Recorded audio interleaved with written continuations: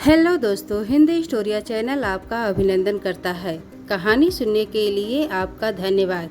कहानी पसंद आए तो लाइक और सब्सक्राइब जरूर करें। बिना देरी किए चलिए कहानी शुरू करते हैं। एक बार एक राजा जंगल में शिकार खेलने गए और खेलते खेलते बहुत आगे निकल गए। उन्हें बहुत प्यास लग गई और वह इधर उधर पानी की तलाश करने लगे। तभी उन्हें वहाँ एक लकड़हारा मिला जो लकड़ी के कोयले बना रहा था। राजा उसके पास गए और पूछा कि क्या तुम्हारे पास पानी है? मुझे बहुत प्यास लगी है। तब लकड़हारे ने कहा, जी महाराज, मेरे पास पानी है। लकड़हारे के पास एक लोटा पानी था। उसने वह पानी राजा को पिला दिया। राजा वह पानी पीकर बहुत प्रसन्न हो गए। सुनसान जंगल में लकड़हारे से एक लोटा पानी पीकर प्रसन्न हुए। राजा ने कहा, हे दयालु, किसी दिन मेरी राजधानी में अवश्य आना, मैं तुम्हें पुरस्कार दूंगा। इस घटना को घटे पर्याप्त समय व्यतीत हो गया। अंततः लकड़हारा एक दिन चलता फिरता राजधानी में जा पहुंचा और राजा के पास जाकर कहने लगा, मैं वही लकड़हारा हूँ जिसने आपको पानी पिलाया था। राजा ने उसे देखा और अत्यंत प्रसन्नता से अपने पास बिठाकर सोचने लगा कि इस निर्धन का दुख कैसे दूर करूं।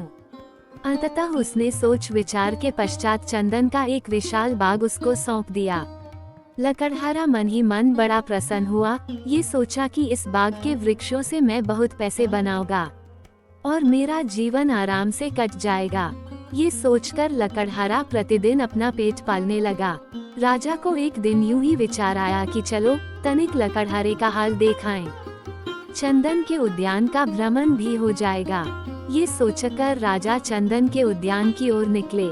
उन्होंने दूर से उद्यान से धुआं उठते देखा। निकट आने पर ज्ञात हुआ कि चंदन जल रहा है और लकड़हारा पास खड़ा है। दूर से राजा को आते देखकर लकड़हारा उनके स्वागत के लिए आगे बढ़ा। राजा ने आते ही कहा, भले आदमी, ये तूने क्या किया? लकड़हारा बोला, आपकी कृपा से इतना समय आराम से कट गया। आपने ये उद्यान देकर मेरा बड़ा कल्याण किया। मैं कोयला बना बनाकर बेचता रहा हूँ। अब तो कुछ ही वृक्ष रह गए हैं। यदि कोई और उद्यान मिल जाए तो शेष जीवन भी व्यतीत हो जाएगा। राजा ने देखा कि थोड़े समय में ही चंदन का सुंदर बगीचा वीरान हो गया, जिसमें स्थान स्थान पर कोयले के ढेर लगे थे। इसमें अब केवल कुछ ही वृक्ष रह गए थे जो लकड़हारे के लिए छाया का काम देते थे। राजा निराश हुए और सोच में पड़ गए। फिर राजा ने लकड़हारे से कहा, अच्छा, मैं यहाँ खड़ा हूँ। तुम कोयला नहीं, इस पेड़ की लकड़ी को ले जाकर बाजार में बेच आओ। लकड़हारे ने लगभग 2 मीटर की लकड़ी उठाए और बाजार में ले गया। लोग लकड़हारे के पास अच्छे चंदन को देखकर दौड़े और अंततः उसे 300 रुपये मिल गए, जो कोयले से हुई कमाई से कई गुना ज्यादा थे। लकड़हारा पैसे लेकर रोता हुआ राजा के पास आया और जोर जोर से रोता हुआ अपनी भाग्यहीनता और अज्ञानता स्वीकार करने लगा। उसे पछतावा हुआ कि कैसे उसने अमूल्य वस्तु को अपनी अज्ञानता के कारण खो दिया।